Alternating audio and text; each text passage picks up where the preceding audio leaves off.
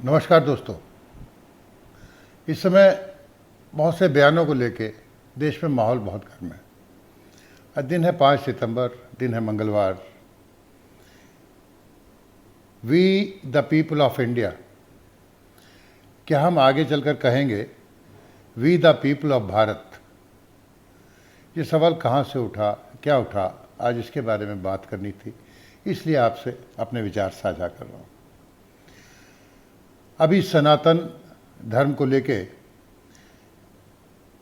जो विवाद उदयनिधि यानी कि स्टालिन के बेटे के बयान से शुरू हुआ, वो थमा नहीं है, बहुत जोरों शोरों से चल रहा है।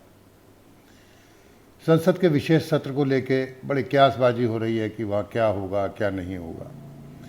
उधर एक राष्ट्र एक चुनाव, वन नेशन वन इलेक्शन को लेके भी बहसों का दौर जारी है, कयासों का दौर भी जारी है। इस बीच आज मंगलवार को एक नया चर्चा या नई चर्चा, नया विमर्श खड़ा हो गया। भारतीय जनता पार्टी के एक राज्यसभा सांसद हैं हरनाथ सिंह यादव, जो मैनपुरी के रहने वाले हैं। उन्होंने ये मांग कई बार की कि we the people of India जो हमारे संविधान में लिखा है प्रीएम्बल में, उसमें से इंडिया शब्द को बदल के इसका भारत कर देना चाहिए। अब ये बात आज क्यों छिड़ी? कांग्रेस के जो आईटी सेल के प्रमुख हैं या कम्युनिकेशन हेड हैं, जयराम रमेश, उन्होंने ये कहा है कि जो G20 सम्मेलन होने जा रहा है इसी सप्ताहांत में, भारत जिसकी अध्यक्षता कर रहा है और करीब 10,000 लोग यहाँ आने वाले हैं, बहुत से राष्ट्राध्यक्ष यहाँ आने वाले हैं, उसमें जो निमंत्रण गया है उसमें प्रेसिडेंट ऑफ इंडिया के बजाय प्रेसिडेंट ऑफ भारत लिखा गया है। और इसी को लेके आज चर्चाओं का बाजार गर्म हो गया है। जहां भारतीय जनता पार्टी वाले इसके पक्ष में खुलकर बयानबाजी कर रहे हैं, तो दूसरे लोग नियत पर सवाल उठाना उन्होंने शुरू कर दिया है। अब इसमें इंडिया और भारत में इतने विवाद की वजह क्या है? दरअसल इसके पीछे भी एक राजनीति है। जो नया विपक्षी गठबंधन बना है, इंडियन डेमोक्रेटिक इंक्लूसिव अलायंस यानी कि इंडिया, लेकिन वो इसे इंडी अलायंस कहना चाहते हैं क्योंकि अलायंस शब्द उसमें ऑलरेडी है। अब ये बेंगलोर की बैठक में नाम दिया गया था, उसके बाद महाराष्ट्र मुंबई में भी बैठक हो चुकी है। उससे सबसे पहली बैठक विपक्ष की पटना में हुई थी, तब तक कोई विवाद नहीं था। पर जैसे ये I.N.D.I.A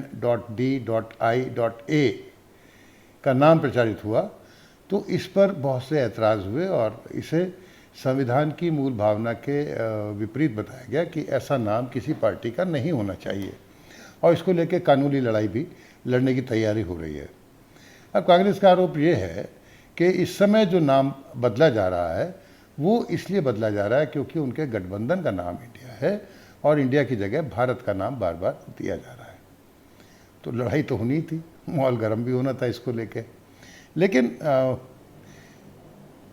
फैसला तो मैं आप पर छोड़ता हूँ कि क्या होना चाहिए, क्या नहीं होना चाहिए, क्या सही है, क्या गलत।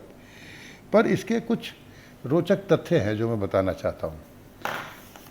भाई इंडिया को जो मतलब लोगों का कहना है, जो इसके समर्थक हैं कि नाम बदल दिया है, कि ये औपनिवेशिक पहचान वाला नाम है और इसका प्रयोग हमें नहीं करना चाहिए।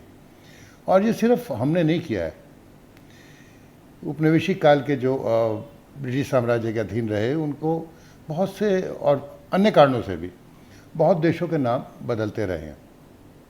इसका एक बड़ा उदाहरण हमारे पड़ोस में ही श्रीलंका है।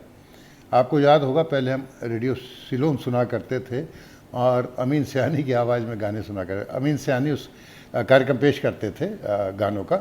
तो आप याद करिए कि अब कहाँ हम और आप सिलोन का ही नाम लेते हैं, हम श्रीलंका ही कहते हैं।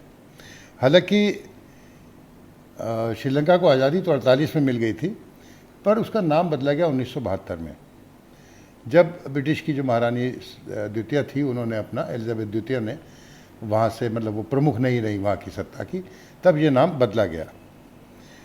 और 2011 के बाद तो वहाँ से सारे दस्तावेज़ों में से सिलोन नाम खत्म हो गया है।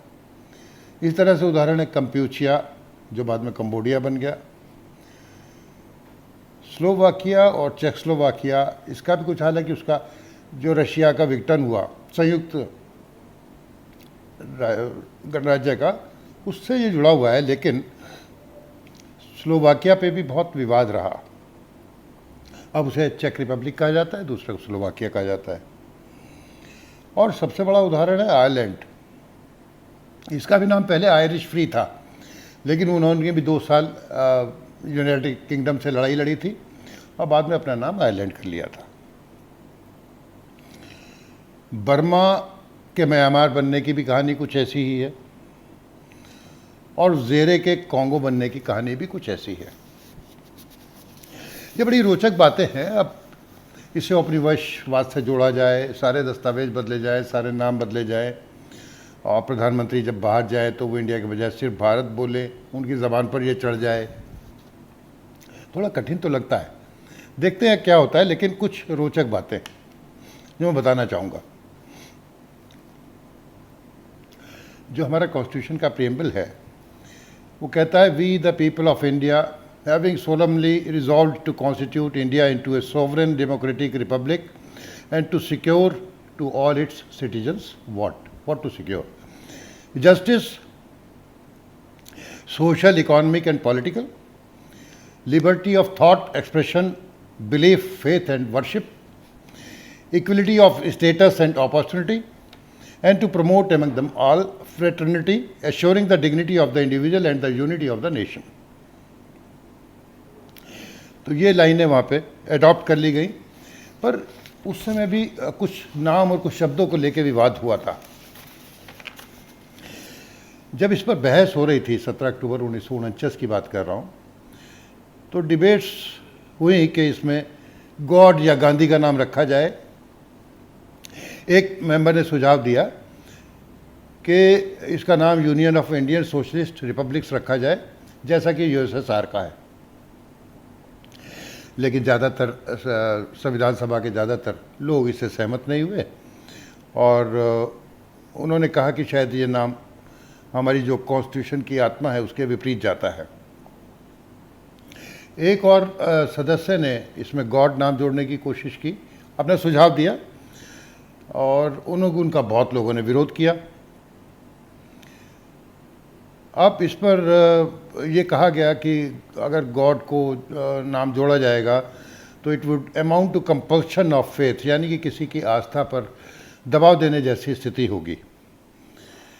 एक गांधी जी के नाम को भी जोड़ने का प्रस्ताव आया था, और जिसमें प्रस्ताव स्वीकार हो चुका था, लेकिन फिर इसका भी बहुत बहुत विरोध हुआ और इस पर सब लोग सहमत नहीं हो पाए।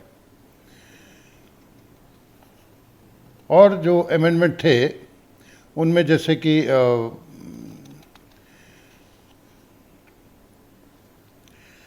इस पर जब बहस हो रही थी तो पहली बार वहाँ पे मौखिक रूप से मतदान भी हुआ इन प्रस्तावों पर, और हाथ उठाकर मतदान हो गया। 41 वोट पक्ष में आए, जबकि 68 गांधी और गॉड के अगेंस्ट में आए इनको जोड़ने के। तो इस तरह से प्रस्ताव गिर गया। जो संविधान हम आज देख रहे हैं वो उसी रूप में है।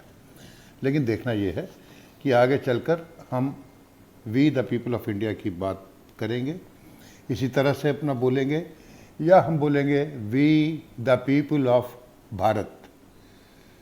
बताइएगा आपको वीडियो कैसा लगा, कमेंट बॉक्स में शेयर करिएगा, फीडबैक दीजिएगा, और अगर आपने अभी तक चैनल को सब्सक्राइब नहीं किया है तो कृपया इसे सब्सक्राइब करें, अपने दोस्तों से, परिवार से साझा करें, और अपनी राय से मुझे अवगत कराएं। मिलेंगे फिर एक नए वीडियो के साथ, तब तक के लिए नमस्कार, धन्यवाद।